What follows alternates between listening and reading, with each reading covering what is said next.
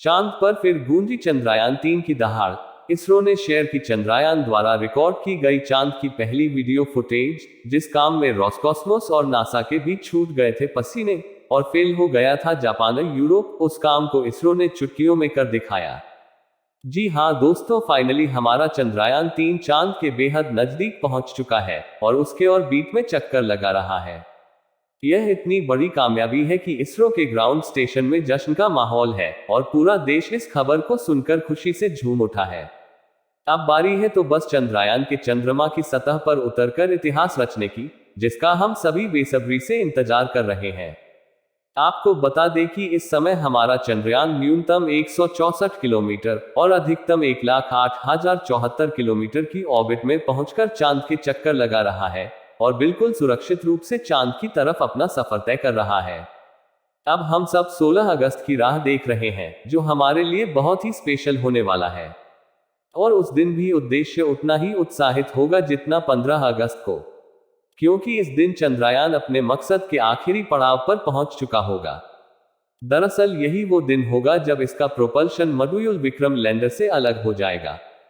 साथियों, इस प्रोसेसर को करने के लिए स्पेसक्राफ्ट के दोनों हिस्सों को जोड़ने वाले जो हुक लगाए गए हैं, उन्हें बड़ी चतुराई से खोला जाएगा, जिसके बाद पिछले हिस्से की रफ्तार धीरे धीरे कम की जाएगी और आगे के हिस्से की रफ्तार स्थिर रखी जाएगी, ताकि आगे वाला हिस्सा अपनी कक्षा में आगे बढ़ जाए और पिछला वाला बिना किसी नुकसान के अलग हो जाए। जिसके बाद चंद्रयान 3 के ये दोनों हिस्से लैंडर और प्रल्शन मॉड्यूल चांद की 100 किलोमीटर की कक्षा में अलग अलग चक्कर लगाते हुए लैंडर चंद्रमा की सतह पर उतरने के लिए आगे बढ़ेगा। लेकिन दोस्तों, इस बीच इसरो की तरफ से एक ऐसी खबर आ रही है जो सबकी खुशी में 4 चांद लगा देगी। इस खबर को भी हम आप तक पहुंचाएंगे, लेकिन इससे पहले ये जान लेते हैं कि अभी चंद्रयान मिशन में बड़ा बदलाव क्या हुआ है और किस तरह से ये अपने मकसद के और भी करीब पहुंच गया है। दरअसल साथियों, चंद्रयान 3 ने चांद की बाहरी कक्षा को सचमुच पकड़ लिया था, जिसके बारे में इसरो ने ट्वीट करके बताया कि चंद्रयान 3 के एडवांस तकनीक के सॉफ्टवेयर टेक्स्ट मैसेज में संदेश भेजा है और हमें कहा है कि मार्क्सी स्ट्राक में चंद्रयान हूं और मैं चांद का गुरुत्वाकर्षण महसूस कर रहा हूं, जिसमें चंद्रयान चांद के चारों तरफ 164 गुने 1,80,074 किलोमीटर की कक्षा में चक्कर लगा रहा है।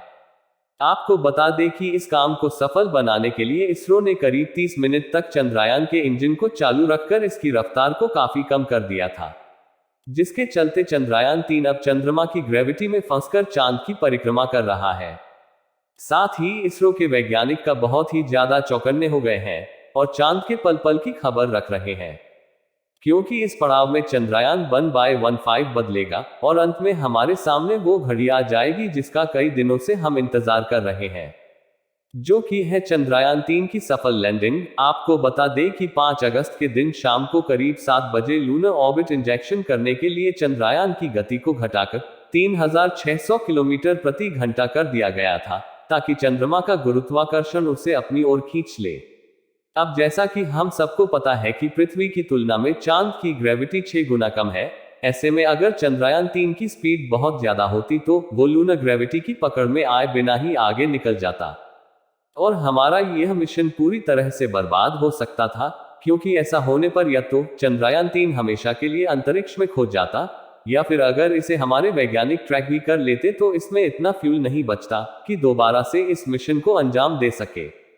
लेकिन इस परिस्थिति को हैंडल करने के लिए हमारे वैज्ञानिक पहले से ही तैयार थे। उन्होंने चंद्रयान 3 की स्पीड को बहुत धीमा कर दिया। इसके चलते अब ये चंद्रमा की ग्रेविटी को पकड़कर उसकी कक्षा में चक्कर लगा रहा है। साथ ही चंद्रयान 3 ने चांद की पहली वीडियो रिकॉर्ड करके भेजी है, जिसे आप इस समय अपनी स्क्रीन पर देख सकते हैं। यह वीडियो देखकर वाकई हर एक भारतीय नागरिक का सीना गर्व से चौड़ा हो गया है। दोस्तों, हमारे इसरो के वैज्ञानिकों ने पहले ही हर चीज की गणना कर ली थी और अब उसी के अकॉर्डिंग प्लान को आगे बढ़ाया जा रहा है। आगे के प्लान की अगर बात करें तो वैज्ञानिक अब धीरे धीरे इसकी ऑर्बिट को छोटा करते जाएंगे और पहले से निर्धारित जगह यानी चांद की दक्षिणी ध्रुव पर इसकी लैंडिंग कराई जाएगी। यहाँ इसरो के वैज्ञानिकों ने अपने तेज दिमाग का इस्तेमाल करके अपने ज्ञान को सीधा लर्निंग के लिए नहीं भेजा है, बल्कि वो धीरे धीरे और बीट बदलकर चंद्रमा की तरफ अपने यान को बढ़ा रहे हैं। इसके पीछे की वजह यह है कि जिन देशों ने भी चांद पर सीधे लैंडिंग कराने की कोशिश की, उन सभी के अंतरिक्ष यान क्रैश हुए।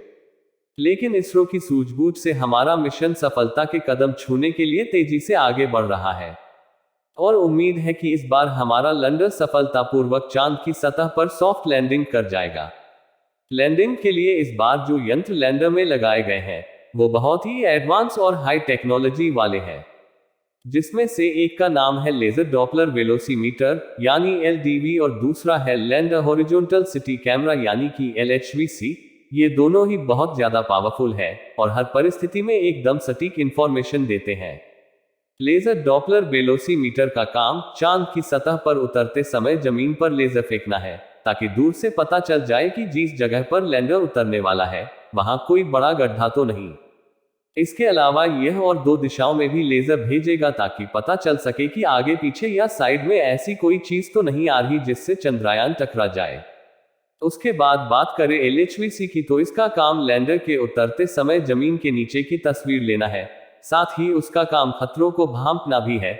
वैसे आपको बता दें कि चंद्रयान करीब 40,000 किलोमीटर प्रति घंटे की रफ्तार से चांद की तरफ बढ़ रहा था, मगर उस समय वो चंद्रमा से करीब 11,000 किलोमीटर की ऊंचाई पर था। अब धीरे धीरे चांद की सतह के करीब आता जाएगा और इसकी ऊंचाई भी कम होती जाएगी। ये चांद की सतह पर लैंड होने से पहले टोटल 5 ऑर्बिट से होकर गुजरेगा। इस प्रक्रिया के दौरान इसकी स्पीड हर थोड़े समय पर कम होती रहेगी और आखिर में इसे 100 किलोमीटर वाले ऑर्बिट में डाल दिया जाएगा, जो कि 16 अगस्त को, जैसा कि हमने बताया कि चांद की ग्रेविटी में जाने के बाद तुरंत ही चंद्रयान को 18,000 किलोमीटर की डिस्टेंस वाले ऑर्बिट में डाल दिया गया था। इसके बाद 6 अगस्त को रात 11 बजे के आसपास इसका चेंज किया गया और फिर इसके 3 दिन बाद यानी 9 अगस्त को दोपहर 2 बजे करीब 4 से 5,000 किलोमीटर की हाइट पर पहुंचा।